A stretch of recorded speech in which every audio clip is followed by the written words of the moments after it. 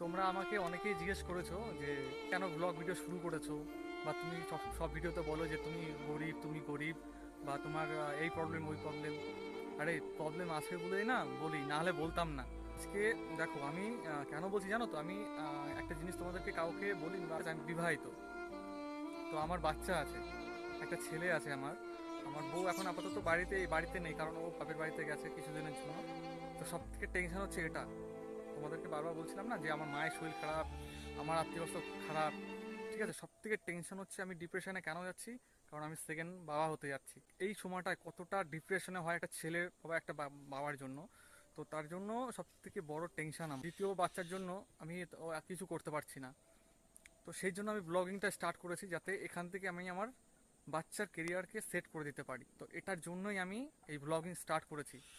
তোমাদের কোনো সাপোর্ট পাচ্ছি না, কারণ তোমরা তো সাপোর্ট করছো না। তোমরা সাপোর্ট করবে